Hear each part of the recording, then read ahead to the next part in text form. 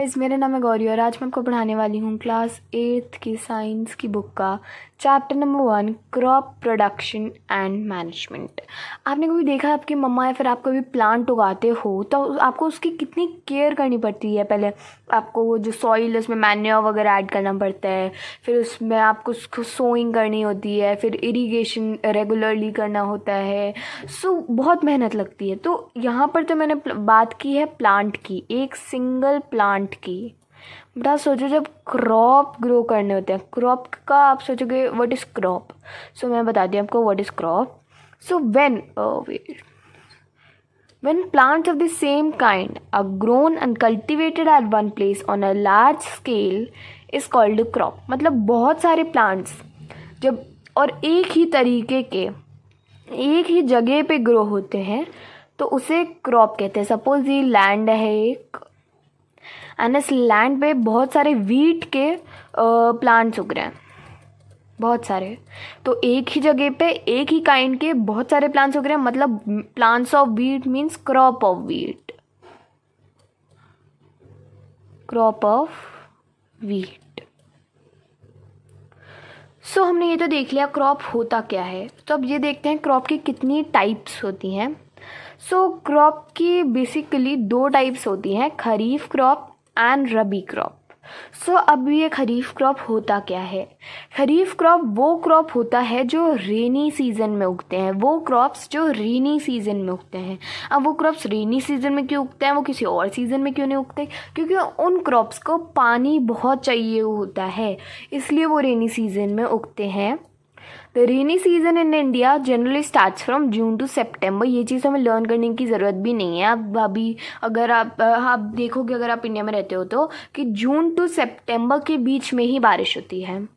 अब examples of crops of खरीफ। सो आप देखोगे पैडी मीन्स राइस को बहुत सारा पानी चाहिए होता है। सेम मेज़ को भी, सोयाबीन, ग्राउंडनट, कॉटन से आपको बहुत सारा पानी चाहिए होता है, इसलिए वो खरीफ क्रॉप कहलाते हैं और वो रेनी सीजन में उगते हैं। Second crop is type of crop is rabi crop. Now what are rabi crop? Rabi crops are the crops which are grown in winter season.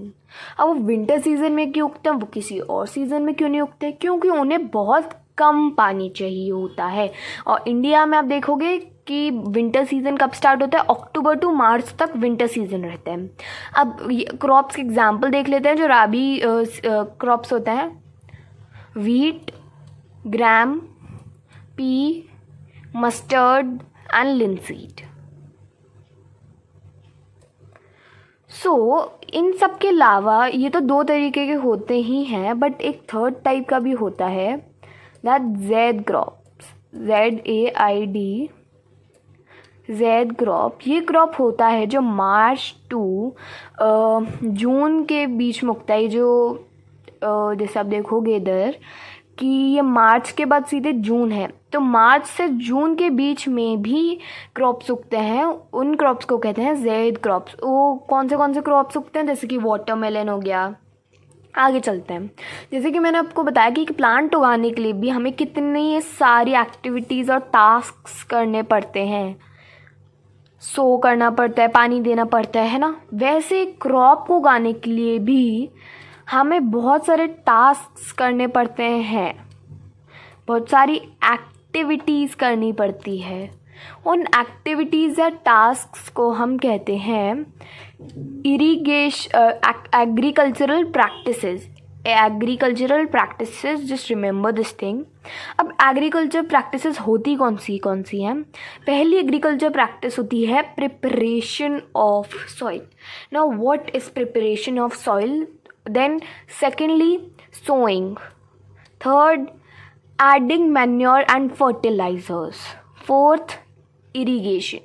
Fifth, protected from weeds. Sixth, harvesting. And seventh, storage. ना आपको बहुत कम समझ में आया होगा, but अगर आप सोचो कि सबसे पहले अपनी मम्मा या फिर गार्डनर क्या करते हैं, वो पहले सॉइल में अच्छे से मैन्योर डालते हैं, गीला करते हैं, उसे टर्न करते हैं, बहुत सारी चीज़ें करते हैं। That's known as preparation of soil. फिर वो बीज बोते हैं, सोइंग। फिर बीज बोने के बाद वो थोड़े से मैन्योर या फर्टिलाइजर्स ऐड करते हैं। फिर उसमें पानी भी देते हैं, फिर वो उसे वीड से भी बचाते हैं, फिर वो अगर कोई फ्रूट वाला प्लांट है तो उसके फ्रूट्स भी हार्वेस्ट करते हैं, और फिर आपकी मम्मा क्या करते हैं, स्टोर कर लेती हैं इन फ्रूट्स को। बट यहाँ पे मैंने एक सिंगल प्लांट की बात की है, रिमेंबर, बट बुक में बात की गई है क्रॉप की, means large scale production. So let us know about preparation of soil. ना प्रिपरेशन ऑफ सॉइल का मतलब होता है सॉइल को टर्न करना और लूज़ कर देना, सॉइल को टर्न करना और लूज़ कर देना। अब भाई हम सॉइल को टर्न या लूज़ करते क्यों हैं? सो यहाँ पे हमारे पास 4 रीज़न्स हैं कि हम सॉइल को टर्न या लूज़ किस लिए करते हैं। पहला रीज़न है कि सॉइल के लूज़ होने से जो रूट्स हैं वो अंदर और अच्छे से पेनिट्रेट हो पाती हैं, घुस पाती हैं। अब वो उससे हमें क्या फ़ायदा है? उससे फ़ायदा ये है कि अगर रूट्स अच्छे से सॉइल के अंदर घुस गई तो वो सॉइल को पकड़ लेंगे अच्छे से और सॉइल इरोजन नहीं होगा। ये चीज़ हम अच्छे से ज्योग्राफी में पढ़ेंगे। तो ये फर्स्ट पॉइंट हो गया कि वो रूट्स जो होती हैं वो अच्छे से पेनिट्रेट हो पाती हैं। सेकंड पॉइंट होता है कि अगर हम उसे लूज़ कर देते हैं तो it allows the soil allows the roots to breathe easily, क्योंकि हमने 7th क्लास में पढ़ा है कि सॉइल होता है एंड अगर हम लूज़ कर देते हैं बिल्कुल जैसे पोर्स आ जाते हैं इसमें, एंड पोर्स में एयर फिल्ड होती है एंड वो एयर रूट सेल्स ले लेते हैं। देन थर्ड हमें जो फ़ायदा होता है, सो ये हमने सेकंड फ़ायदा देख लिया कि हमें वो रूट्स ईज़िली ब्रीथ कर पाती हैं। थर्ड फ़ायदा है कि अगर कोई सॉइल लूजेंड होता है तो उसमें अर्थवर्म्स या माइक्रोब्स आ जाते हैं। तो ये ऑर्गेनिजम्स होते हैं फ्रेंड फार्मर्स के। अब ये फार्मर्स के फ्रेंड किस तरीके से होते हैं? क्योंकि ये ह्यूमस ऐड करते हैं। ह्यूमस एक तरीके का मैन्योर है जो सॉइल के लिए बहुत अच्छा है एंड इनडायरेक्टली प्लांट्स के लिए। So this is the third point कि ह्यूमस ऐड हो जाती है। Then fourth and very important points है कि हमने 7th में पढ़ा है, 6th में भी पढ़ा है कि सॉइल में क्या क्या होता है। सॉइल में मिनरल्स होता है, वाटर होती है, एयर होती है एंड कुछ लिविंग ऑर्गेनिजम्स भी होते हैं। कैसे लिविंग ऑर्गेनिजम्स? माइक्रोब्स।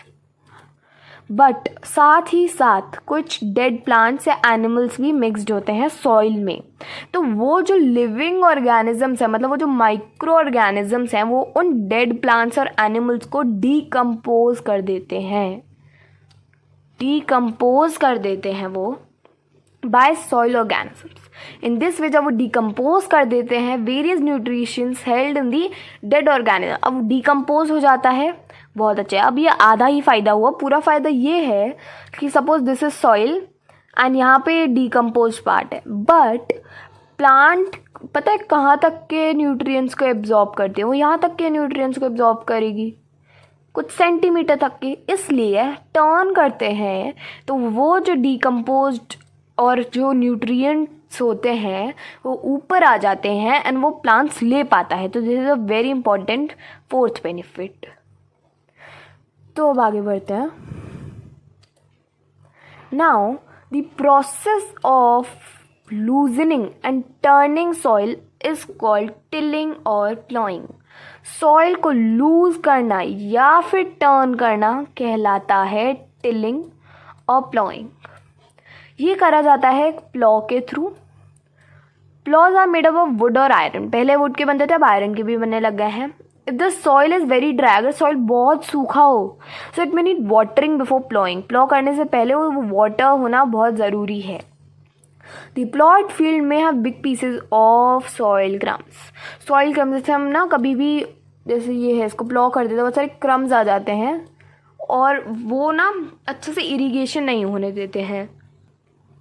तो इसलिए इनको हमें हटाना है। अब कैसे?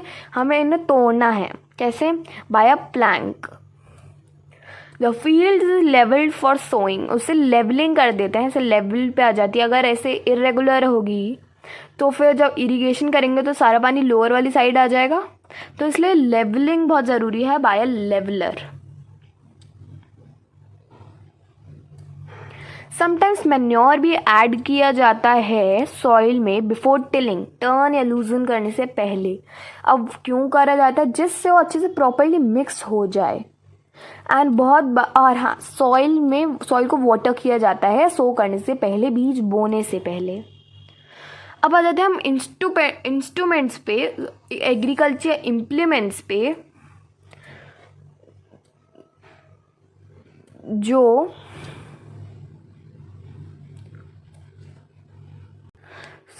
ये जो है, ये कुछ एग्रीकल्चर टूल्स हैं जो हमें प्लॉ या फिर प्लॉइंग में हेल्प करते हैं या फिर टिलिंग में हेल्प करते हैं, कुछ भी कह लीजिए। सब देखते हैं प्लॉ, इस टूल की बात करते हैं। ये पुराने समय से यूज़ होता आ रहा है और ये सिर्फ टिलिंग के लिए यूज़ नहीं हो रहा, इसमें ये फर्टिलाइज़र ऐड करने के लिए भी यूज़ हो रहा है, वीड्स को भी उखाड़ देता है, स्क्रैपिंग दी सॉइल और भी बहुत सारे कामों के लिए। Now the implement is made of wooden and is drawn by a pair of bulls or other animals. कौन सा other animals like horse, camels, etc. It contains a strong triangular iron strip called plowshare. Very important. Now what is this plowshare? आप इधर देख रहे होंगे ये जो triangular strip है ना, ये this is known as plowshare. Same way here. This is known as plowshare. Next, the main part of the plow is a long log of wood which is called a plow shaft. Plow shaft क्या होता है? अब plow shaft is this, ये जो long log of wood होती है, this. Next, there is a handle at one end of the shaft. The other hand is attached to a beam which is placed on bull's neck. एक हिस्सा तो इस handle से attached होता है, ये जो हैंडल होता है ना ग्रिप के लिए, उससे अटैच्ड होता है, एंड दूसरा बीम से, this is what beam is, इधर ये पूरी बीम, इसे हम बीम कहते हैं और ये बुल्स की नेक पे रखी जाती है। एंड एक इंसान और एक pair of bulls easily operate कर लेते हैं। नाउ, और जो पुराने जो वुडन प्लॉ थे उनकी जगह अब रिप्लेस हो रहे हैं आयरन प्लॉ। अब बात करते हैं हम सेकेंड इम्प्लीमेंट पे, दैट्स हो। नाउ व्हाट इज हो? So it's a simple tool which is use for removing weeds को हटाने के काम आता है और लूजन करने के तो काम आता ही है।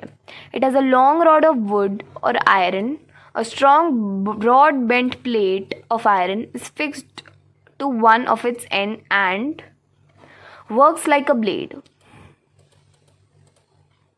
Now, ये होता है हो। So, ये होती है broad bent plate,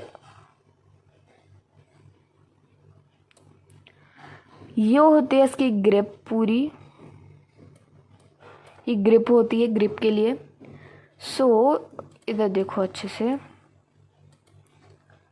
this is grip and this is handle,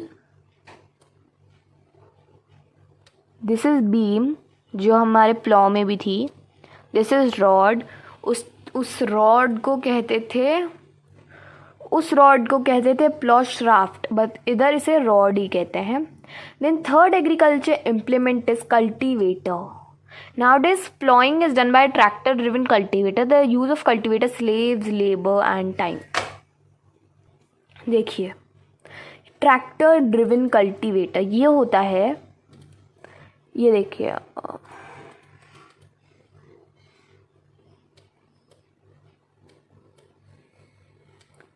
ये जो है ना, this is what cultivator is. ये ट्रैक्टर इसे ड्राइव कर सकता है, ये लेबर भी बचाता है एंड टाइम भी। सो गाइस, पार्ट 1 में इतना ही। बाकी के जो बचा है चैप्टर है वो मैं पार्ट 2, 3 में कंप्लीट कर लूँगी। अगर आपको मेरी वीडियोज़ अच्छी लग रही हैं तो प्लीज़ सब्सक्राइब कर दीजिए। मैं मिलती हूँ अपनी नेक्स्ट वीडियो में। Till then take care and bye bye.